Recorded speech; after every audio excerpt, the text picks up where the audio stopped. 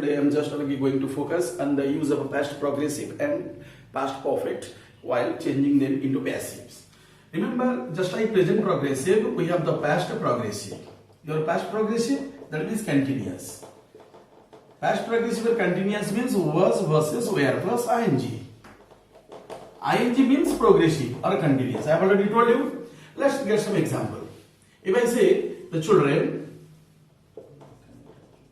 were eating the mangoes. The children were eating the mangoes.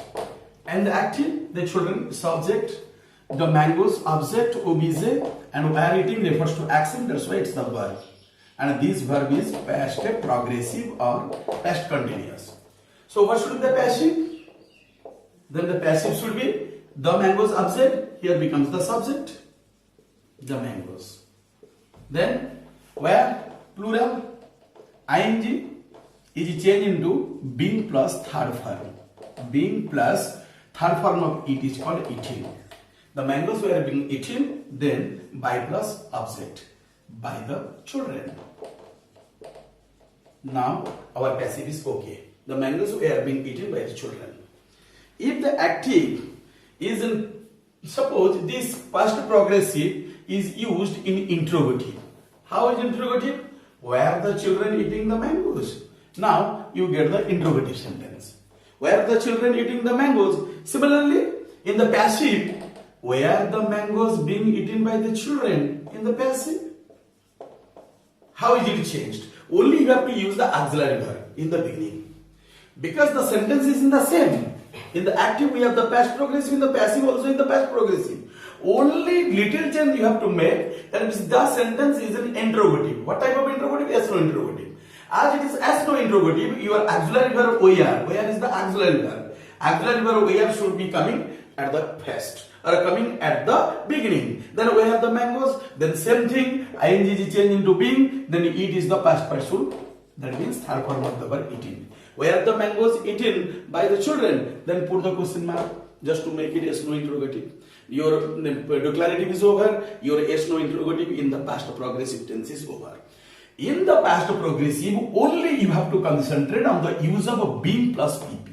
Past progressive means your ing, main verb taking ing. This ing should be changed into being, and as usual, all sorts of main verbs should be changed into past participle or the third forms of the verb.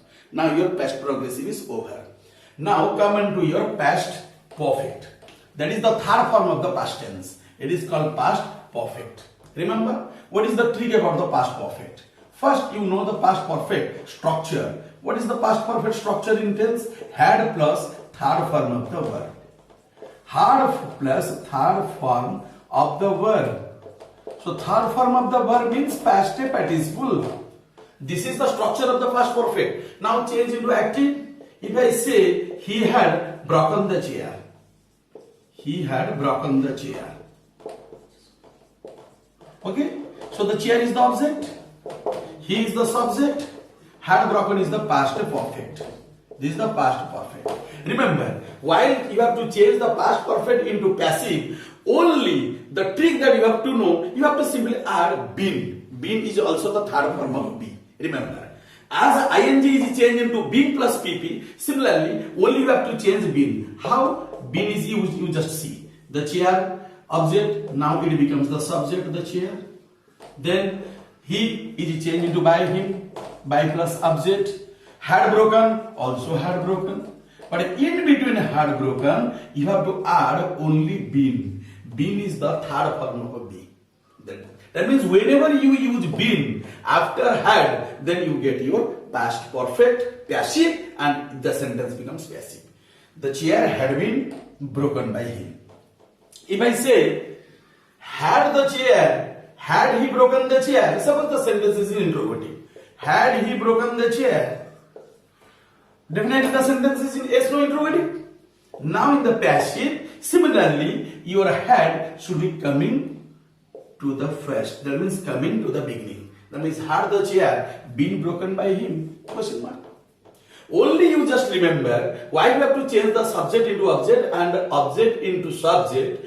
Always remember in the past perfect you have to add only be. If you add been, you get your passive.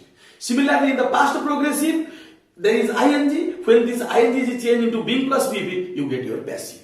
Okay, that's all over about your active and passive, particularly in the use of past tense form. Past tense form means past simple, past progressive, and past perfect. Now, a very innovative passage I am just going to tell you regarding the use of modals. On the modals, lots of passive voices are coming nowadays. What are the modals? Your can, could, may, might, shall, should, etc. So these are the modals. Why are they referred to modals? Because they refer to the moods of the speaker. Moods of the speaker.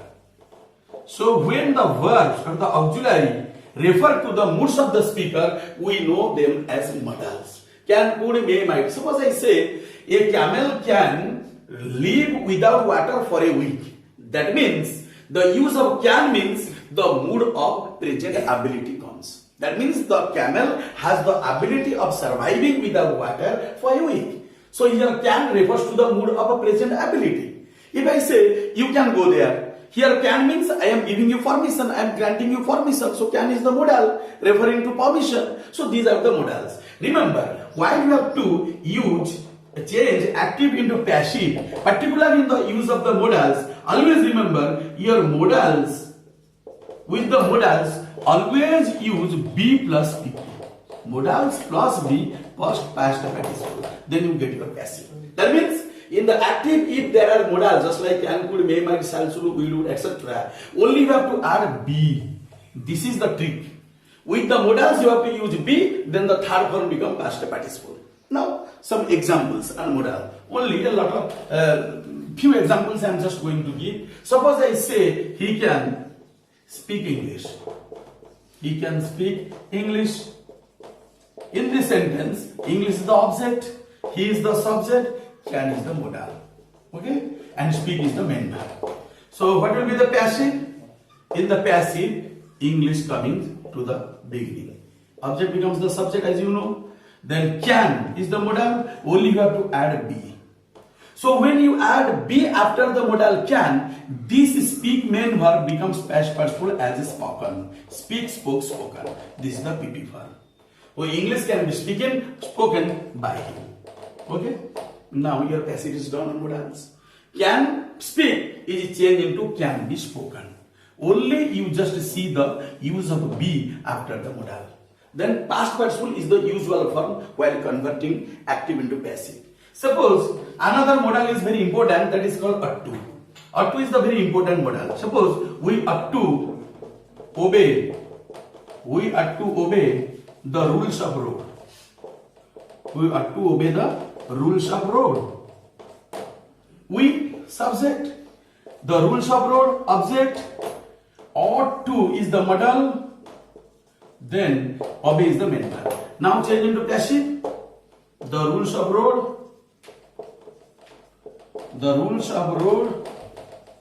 ought to be, similarly be. Then what is the past participle form of obey? Obviously obeyed. You can use the rules of road ought to be obeyed, or the rules of road ought to be obeyed by us. You can use by us or you cannot use by us, it depends upon you. But one thing remember, with the modal use be, and when you use be, your main verb becomes the third person, the third past participle or third form of the past participle. Always use the third form of the past participle in the passive, wherever you use, whatever you use in the active voice. Where will you see him? You forget everything about this active voice. Only remember the use of a modal. What is the modal? Will. So in the passive, as usual, where. This should not be changed. From where, it should be where. Then what is the object? Him is the object, you is the subject, and will is the modal. So where will. Then from object the subject is he. Then be. Then past participle see is seen. So where will he be seen? Then you can be changed into by you.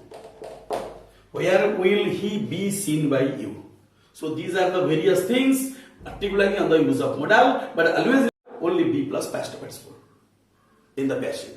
My children, today I just gave you certain types of important hints or the tips and trips of the active and passive on the use of the modals. If you just want to know the full of tricks and trips of the passive, I can also give my lesson up to that particular level. Otherwise, I can thoroughly go from active into passive. But you just remember yourself that in the passive, active and passive, certain important rules are left to be discussed in the next class. So in the next class, you just gear yourself up just to listen from active into passive, how important rules are converted into passive on the use of a non-finite verb and on the use of a complex sentence.